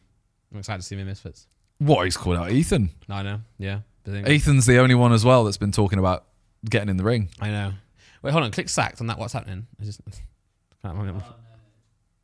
Oh, it's not football. Okay. I thought maybe Ten Hag or something had been sacked. But yeah, I don't know. I don't know about that WWE. But also, yeah, I'm interested to see Ethan box, you know. No, I am. Yeah. I am. That is like a weird fight, him versus Weller. It's a name-wise, like, it's sick. A few years ago, we're going on holiday together. No, well, yeah, but you could say that about JJ and Joe in the first place anyway. Yeah, 100%. You know, I could say that about JJ and Logan now. They were fighting, now they're friends. Yeah. There's the opposite one. But even then, we actually looked at... We met Logan once and we went... And watching him online, we're like, you and JJ, they should be friends. Yeah. Tensions were high, though. Oh, no, 100%. Yeah, they hated each other. But they were like similar people. Yeah. And also, it's just two sides fighting. Would you be as nervous for Ethan, now that YouTube boxing is a whole thing and blah, blah, as you were for JJ versus Logan Paul? No. And it's purely because I think at this point I've realised, like Ethan, like, I have full faith he'd win, but he could lose and it's fine. It doesn't matter as much as when JJ fought Logan, we all thought, like, this is JJ's entire career on the line here. If he loses this, he's a meme forever. He can't make videos. You know, Sidemen videos, are they going to start being shit on?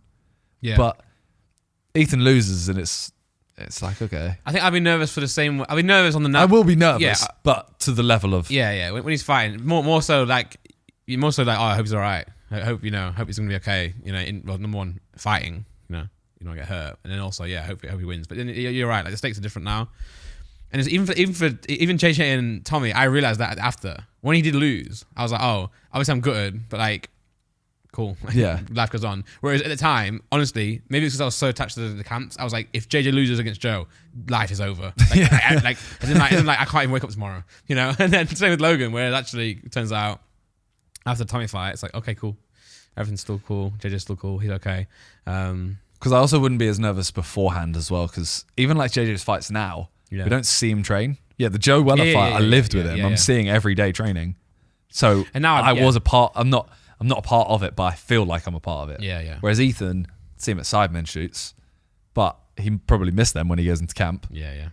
So it would only be the night of I'm there like, oh my God. I think it'd be good for Ethan though, because I know he's well, first of all, he's fit now. Like he's actually really fit. Remember that time I'm playing football? Yeah. Your house? Oh yeah, he just runs. It's like an engine. Yeah, I know. Just fucking.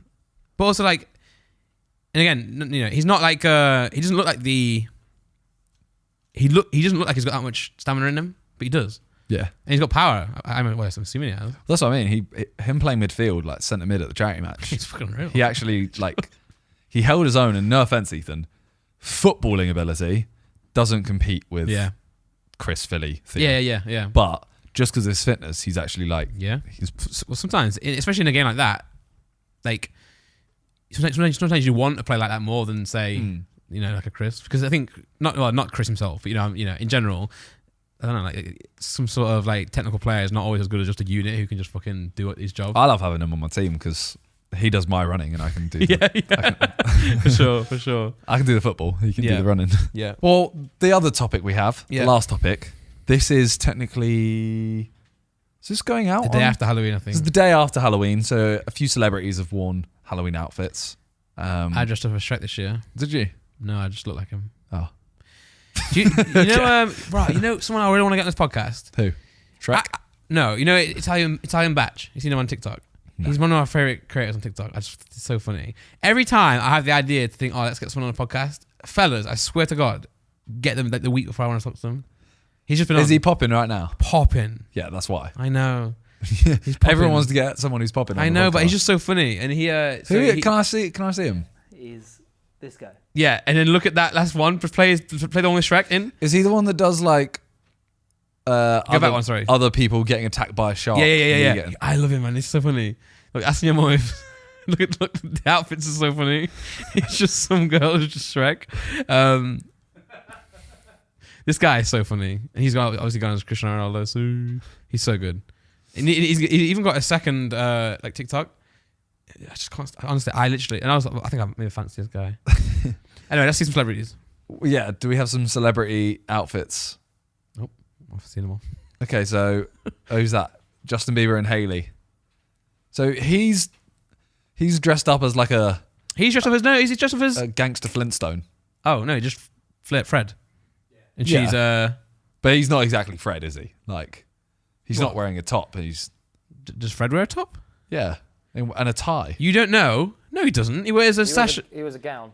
He wears a yellow thing going across him. He has a tie. Oh right, sorry guys. He does have a tie, but it's like a. Yeah, sorry guys. Yeah, sorry, but Justin Bieber's not wearing a top. Sorry guys. He's wearing a backwards cap. Oh yeah, well then. Sorry guys. They've added a twist to it.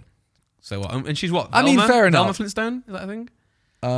What is Mrs. Flintstone called? Not Pebbles. Wilma Dick fit. Yeah, Velma's. You just saw red hair and thought Scooby Doo. Oh, did I? I was yeah. Who's that? Megan Thee Stallion. Megan Thee Stallion. That's a pretty sick outfit. That's kind of sick. What is that? A flower? Well, she's a flower. Oh, from Alice in Wonderland. I She heard. can't just be a flower from Alice in Wonderland. I heard that Alice in Wonderland and a Pink Floyd album is literally the exact same Really? timing. Yeah. Oh, she is. She was that. Go left one. She was that. Got you. To be fair, that outfit is sick. She made it look better. Yeah, she looks sick there. Yeah. We got Adele. She performed like that as well, you know. Is that just herself? What was she dressed as? Adam's Family. Oh, because she performed like that. She's still doing her residency. Yeah, because I saw it was she's walking through the crowd. She has insane I don't know what you call it, crowd attention. Presence.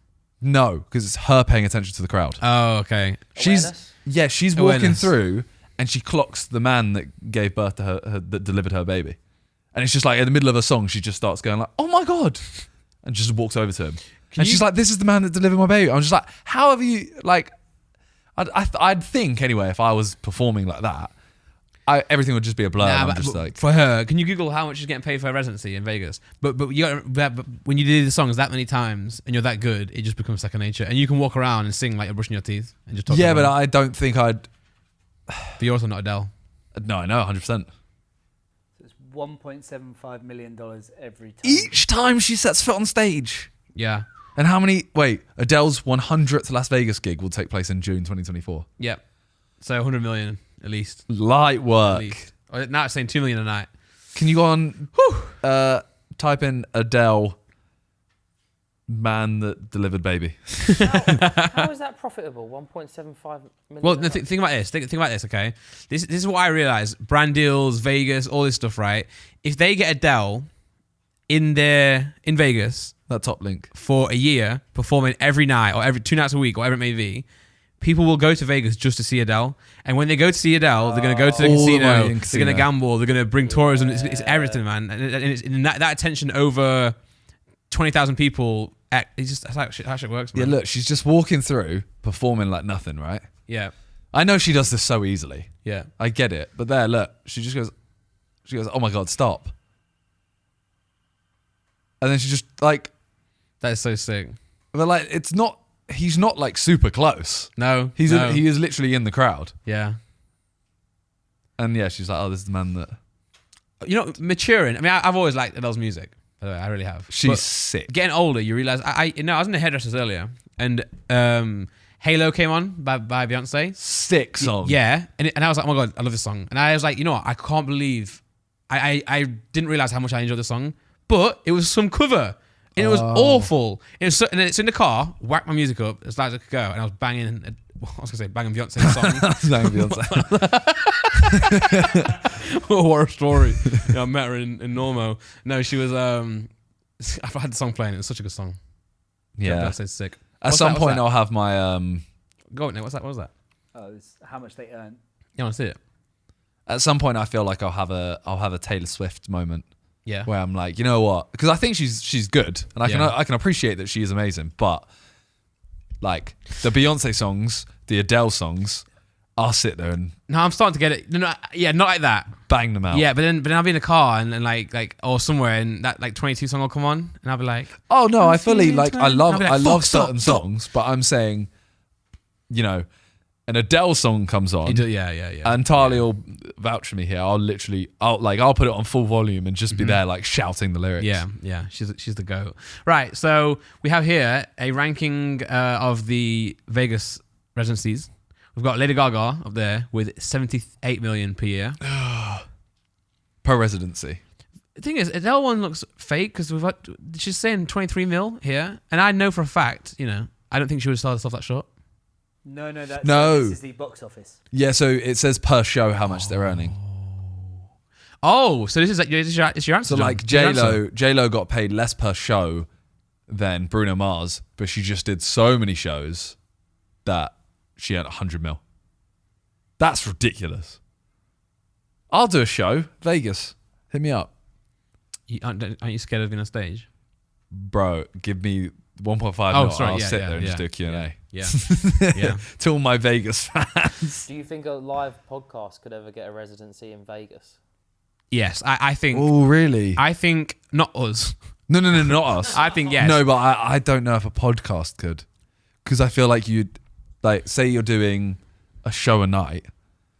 Are you going to do the same topics every day? I think Kill Tony. Me and Randy have talked about Kill So what Tony. is this? So okay, Kill Tony is in Austin, Texas. So also just linked to Joe Rogan. So Joe Rogan used to go to the Comedy Store in LA, which is like a very famous back in the day small comedy club where all the greats go to. So all the biggest comedians know. They go there, they practice, they have a good time, they hang out together, they socialize. Joe Rogan moved to Austin, Texas, and he kind of like created his own club where he did the same thing there. So it's called the Comedy Mothership. So he's built the green room to be sick, the best club it can be from what he knew. And he put all the comedians in there. Everyone hangs out. Everyone performs there. And there's also another show which is Tony Hinchcliffe and I don't know who else is in there, but there's a few other comedians. The guy Red Van. Joe Rogan's original co-host. Yeah. Okay. So there's a few. But they also invite different comedians in, different guests. Because it's at the the comedy spot. And I think they get. First of all, you can't take phones in there. So if you watch the show, you have to lock your phone into a box on the way in. Yeah. They control what is shown on TikTok and stuff. They film it, and if they want to show that on TikTok or YouTube, they do. But it means that all the comedy can be, completely to their taste. No one's gonna, try and cancel them. They can speak freely. It. And I believe you go up there and you've got like a minute, and you just have to tell jokes. You got So it's the setup is like improv. original. There's a panel of Okay, but comedians. So there's like 3 or 4 comedians. I've seen clips of this on TikTok. Yeah, you have. And So there's a my bucket with names in it. issue with this is it's not a podcast. No. But I what's your point? So it is because they do the comedian does a minute, like the person who wants to be a comedian does a minute, and then there's an interview. They interview them afterwards. So if they did a bad set, they try and have a discussion about the person's life. So then after each person goes up, it's a mini pod with each one. No, I would but still say that's a. But let me go there because I'm then saying then you've got like say what I listen to Two Bears One Cave. That's Tom Segura and Bert Kreischer, both comedians. Right, they announced a show in Vegas, which fucking sounds fucking sick, in February, where they're gonna go and just do stand up together. Okay. So it's gonna be like kind of like their show, but not their show. But I would argue in their podcast each week they just talk random, and then they're funny because they're comedians. Why not? Why can't 2 comedians go to? I'm not like no, you can't class that as a podcast. I just don't. I wouldn't. I would say that's a comedy show. Yeah, I would say the same. But I would say, Like yeah, I would wouldn't say the it's a same. podcast. It's a podcast with 2 stand-ups. Yeah, I'm willing to meet in the middle. But that's what they make it a comedy show because they're actually comedians. Like me and you wouldn't make a comedy show because we're actually No, even though they might laugh. but as in like the one you're talking about, Yeah. where it's 2 comedians doing a podcast. Yeah. I think this one is comedians. They're not doing a particular podcast. Like an interview doesn't mean it's a podcast. And I'll say Kill Tony is definitely a live show for sure. Yeah. But you could take What's Good Say on tour and it's the podcast tour, but you're making it a show. Like Oh, yeah. Like who did it? It's, Happy Hour have done it. Happy Hour done it. Will and E did it. Will and E, yeah. Yeah. Right? Yeah, Will and E did it. No, I fully agree. The only thing is, I think like a Vegas residency, it could work. It's just the thing of like, you'd have to have new topics every night because You'd you can't have go. to be a Joe Rogan, and you'd have to say who the guests are, and they'd have to be lined up, big guests. Every night. Because it's not.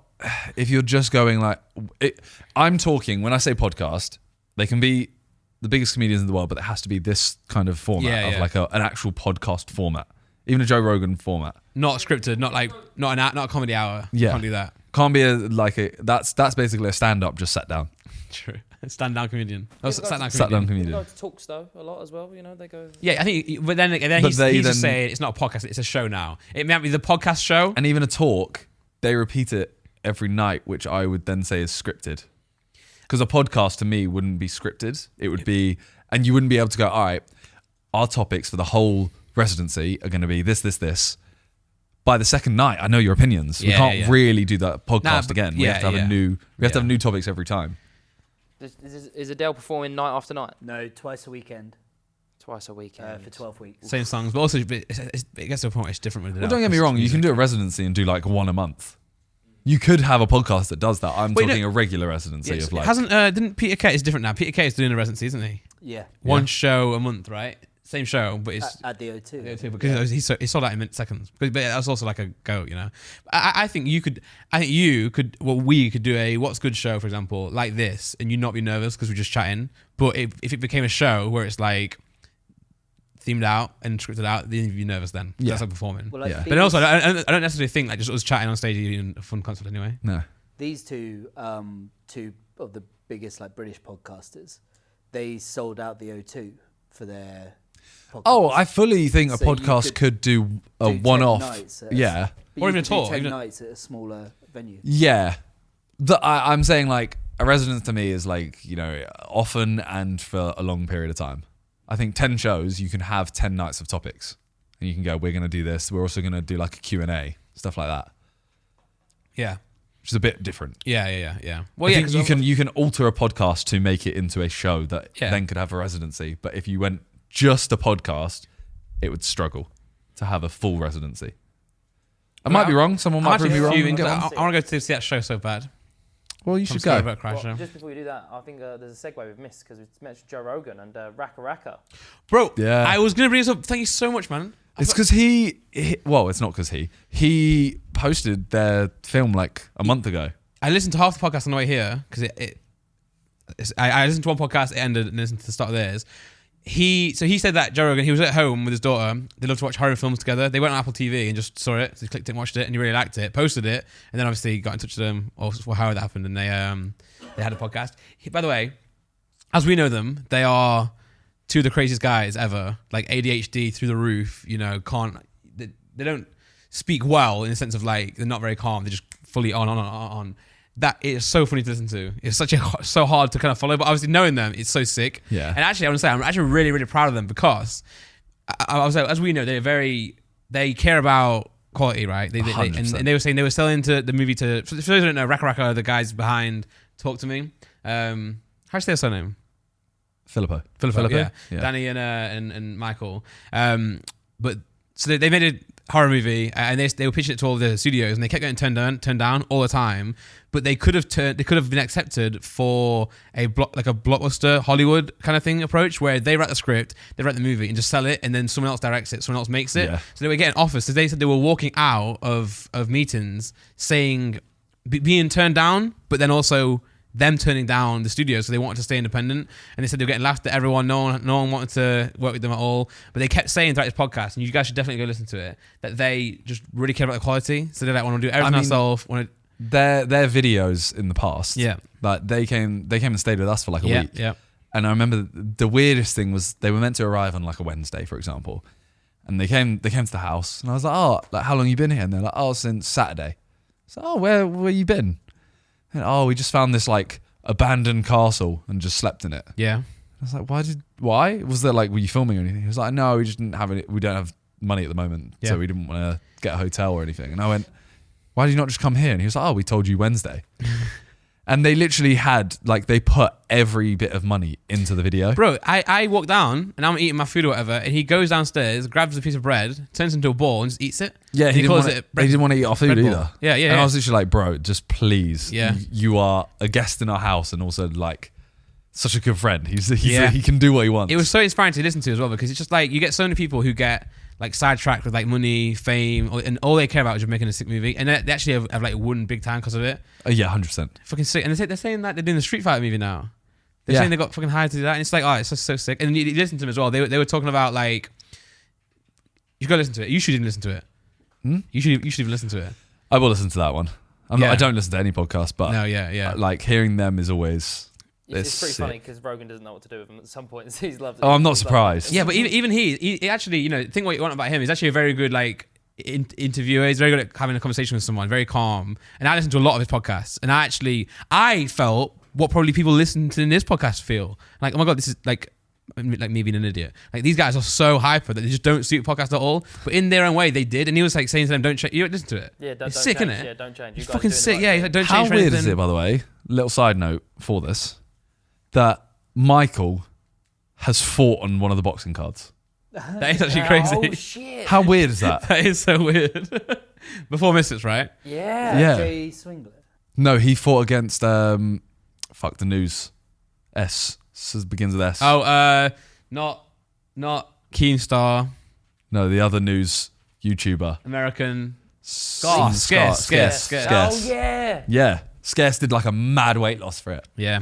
But yeah, Raca Racka, honestly, they're just so. They are. I think they might be the most talented people I know. Yeah, they are, and they're also like, in a way that's not even. In a way that they don't even know it, if that makes sense. They are just so good at what they do. They even shouted out, you know, that Judd guy. Yeah. Like, I've started working with this stunt guy. Like, that's him, because he's the guy who helps you shoot all your stuff as well, right?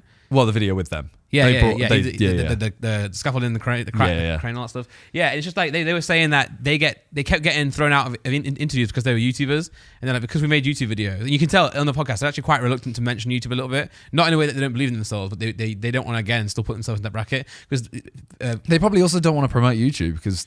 Yeah, YouTube kind of fucked them over a little bit. Yeah, they did. And then all the companies were saying that, you know, you can only keep people's attention for 5 minutes because you're making this high energy, crazy, you know, car crashes, you know, stuff. So how can you tell a story? How can you get someone having a conversation? And I've seen the film finally. Yes. It's sick, actually so sick in a way we can't describe. But then when you watch the podcast, you actually realize why it's so good. Is because they did put like their soul into it. Yeah. They were trying to use like no CGI, all prosthetic stuff, or all like actual real stuff, so that portrays onto screen, and you actually can tell.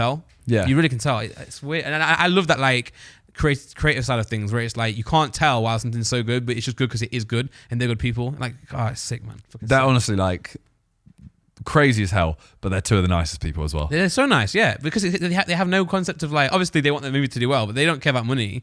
They don't care about any success. All they care about is making a sick film. You know when JJ fought Weller? Bet like 50 grand, right? I think he bet 50,000 Aussie dollars. Yeah. And he left, that was everything in his bank account except enough to get a flight home. He left a single flight to Australia home in his bank and bet crazy, the rest, isn't it? But won. Yeah. 2-1 probably, or around that. I think it was a bit less. Because I put 10k on. I think I won like 18. So it was a little bit less. Jeez. Something like that. Did you watch it or did you listen to it?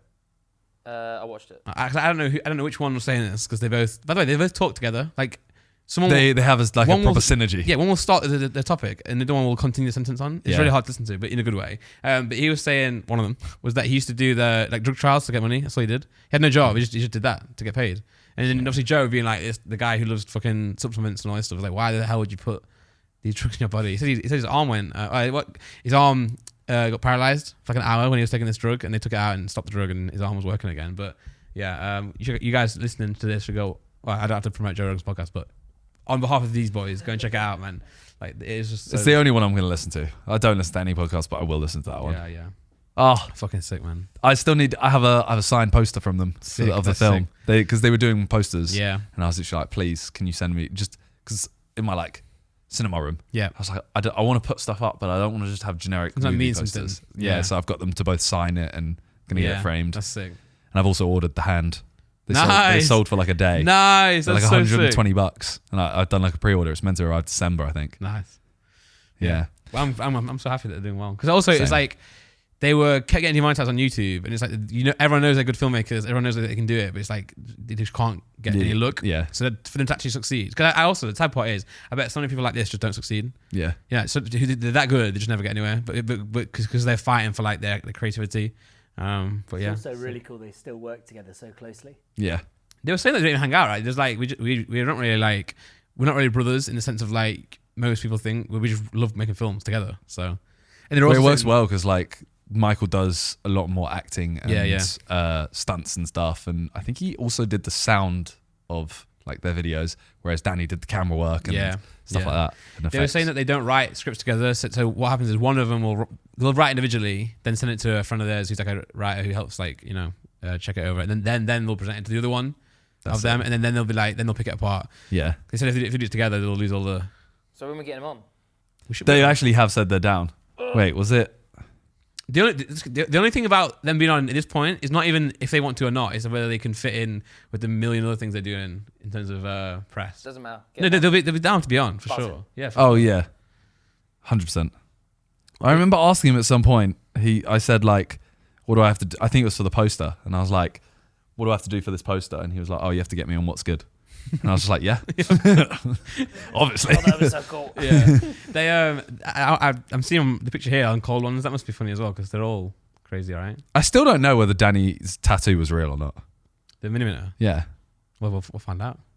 because he bet me a tattoo that I wouldn't go to LA before the end of a date, and I was like, I don't want to take this bet because you realise I will go if I have to get a tattoo, so I'll just turn up for a day. And then I went, and he ended up showing me a tattoo. Well, I don't know whether it was real. We'll see it on the podcast. Yeah, true. But last thing for today, breaking news: Oh, Ballon d'Or. Lionel Messi has just won the Ballon d'Or. Mad. Shock. Mad. Oh, Dave Beckham presents as well as the owner of He looks like Miami. a cardboard cutout. Beckham, it could be. It could be, and no one will even care because he's still beautiful. This sounds really mean. I don't care. No. He's won Because so it's many. kind of like he's won so many. It was also like pretty clear he was going to win it before. This is also, but it's because of the World Cup, right? Yeah. He won the World Cup, you know? But my TikTok has just been fully like, won it. should he have won it or should Haaland have won it? Oh, true. Because someone made a point of like, okay, Wait, mad. someone was like, did we all go for Messi because he finally won his World Cup? Versus Haaland, who won the league and the treble. Yeah, And like if you took out goals. the names and Yeah. you said this person did this person did this, I don't know, I don't care. As I said, Haaland Debut won. season at a club to win the treble and score that many goals. Kind of crazy. But yeah, speed went, and He's saying Ronaldo. what for the Ballon d'Or? Yeah. And then obviously Messi got it. Well, obviously he knows. Shout out speed, you know. No, shout out Speed. He's always, every event. Yeah, and he's just like, he's so unapologetically himself. Yeah. You got to rate it, you know. He just barked. Like that room is not meant for this. No. That room is not meant to be like Yeah. a YouTube video. Makes it even better. So Wait. shout out. And also the last thing as well. Let's see the Halloween costume then. The chicken shop date. Nice. Amelia de Moldenberg went as Mr. Bean. That is a good outfit. The thing is, the best part about this outfit is not even the outfit or the makeup. It's just her expression. That's spot on. Yeah. Shout out. Although I'm gonna throw this out there, I am a big fan of Halloween outfits. Should be scary. That's We should make a new day. That is like impression outfit day. Yeah. Or okay. How about this then? like How Paris about Hilton. Who's that? Paris Hilton. Paris Hilton was an air hostess. Britney Spears. in Toxic? Spears, yeah. But even that, I'm just like, okay, that's like going as like a sexy cat. I think It's not an I think outfit. you should dress up like that, like Britney Spears from that music video, and then throw blood on you. Fair. Just add a bit of scariness to it. That's you know? sick. What is that? That's from a horror film that I haven't ever Tiger. watched. Terrifying movies, it says. Yeah, that comes up on my TikTok all the time. John's Gassasoo. It comes up on my TikTok and I need to watch it. That's Just like a creepy clown film. Yeah. But yeah, we've waffled for way too long Yeah. today. Thanks for watching, everyone. I hope you enjoyed it. Check Let us know because I thought this was a good one. Raca Racka out. Yeah. And then, yeah. That was good. Yeah, let us know. Yeah. Peace. Peace. Bye.